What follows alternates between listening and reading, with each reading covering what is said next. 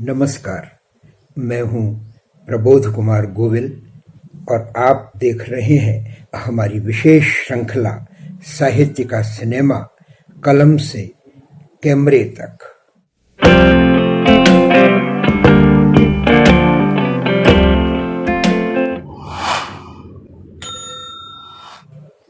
आज इस श्रृंखला में हम बात करने जा रहे हैं एक ऐसे शख्स की, ऐसे व्यक्ति की जिसे अपने आरंभिक दिनों में ये मालूम नहीं था कि साहित्य क्या होता है।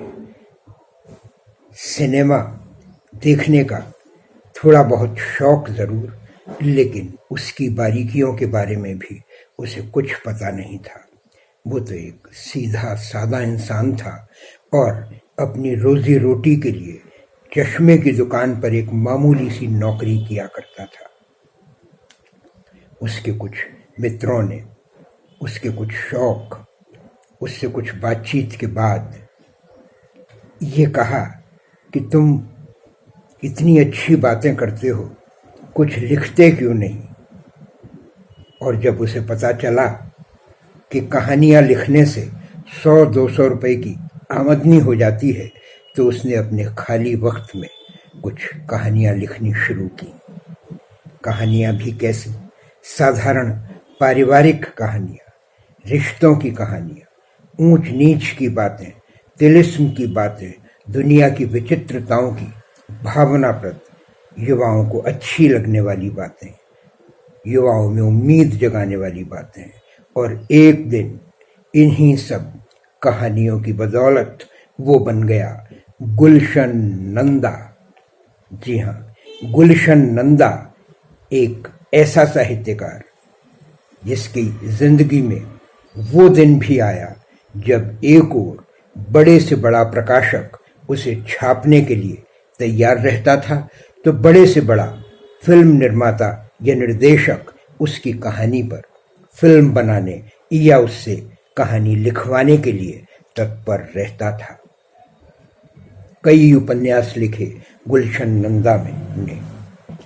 गुजरांवाला पंजाब में, जो पाकिस्तान में उस वक्त था, वहां जन्म लेकर वो भी कई खाना बदोशों की तरह हिंदुस्तान चले आए थे और जुड़ गए शब्दों की इस कारीगरी से। गुलशन नंदा 1963 से लेकर 1993 तक के समय में हिंदी फिल्मों के सर्वाधिक चर्चित लेखक और पटकथाकार के रूप में तो रहे ही, साथ ही साहित्य की दुनिया में ये एक विचित्र बात रही कि उन्हें साहित्यकार उनके जीते जी किसी ने नहीं माना, लेकिन साहित्य, उनका साहित्य लोग पढ़ते रहे, सराहते रहे, खोजते रहे, ढूंढते रहे, प्रकाशक उन्हें छापते रहे। शायद गुलशन नंदा ही एकमात्र ऐसे लेखक हैं जिनकी कहानियां जिल्द में नहीं मिलती, पॉकेट बुक्स में मिलती हैं। पॉकेट बुक्स भी ऐसी जो छपते ही इंतजार के बाद एक दूसरे हाथों में जाती और देखते देखते लाखों प्रतियां बिक जाती। लोग कहते हैं कि झील के उस पार उपन्यास पहली बार हिंदी में ऐसा हुआ जो अपने पहले संस्करण में ही 5 लाख प्रतियों के साथ जारी हुआ। वो प्रसिद्ध उपन्यास गुलशन नंदा का, जिस पर धर्मेंद्र और मुमताज को लेकर एक भावना प्रधान शानदार फिल्म भी बनी, झील के उस पार। गुलशन नंदा के उपन्यास बहुत लोकप्रिय थे और पढ़े जा रहे थे। 100-200 रुपए उन्हें मिल जाया करते थे। इन्हीं दिनों एक विचित्र वाकया हुआ। गुलशन नंदा रेल के सफर से कहीं जा रहे थे और LV प्रसाद, निर्माता निर्देशक, उनका पत्र उन्हें मिला कि वो रेलवे स्टेशन पर उन्हें मिलेंगे और जहां गाड़ी कुछ देर ठहरती थी वहां गुलशन नंदा से उनकी बातचीत हुई। प्रसाद ने उनके उपन्यास पत्थर के होठ के अधिकार उनसे लिए और उन्हें कुछ रकम दे दी। ये गुलशन नंदा के लिए विचित्र अनुभव था और उस पर जब फिल्म बनी एल.बी. प्रसाद की खिलौना, तो कई लोगों की जिंदगी बदल गई। बरसों से बी क्लास फिल्मों की हीरोइन कही जा रही मुमताज, जो लोकप्रियता में तो चरम पर थीं, लेकिन उन्हें बड़ी फिल्में तब तक नहीं मिली थीं। खिलौना फिल्म से उनकी भावाभिव्यक्ति, उनकी मार्मिक अभिव्यक्ति ने उनका सिक्का जमा दिया और एक के बाद एक बड़ी फिल्मों से वो जुड़ती चली गईं। राखी के लिए शर्मीली और आशा पारिख की कटी पतंग से तो आशा पारिख भी अपने अभिनय की एक नई दिशा दे पाने में कामयाब हुई।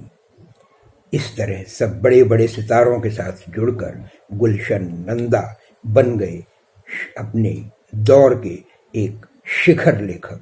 गुलशन नंदा, उन्हें इस बात का मलाल कभी नहीं रहा कि साहित्य की जमात, साहित्यकारों की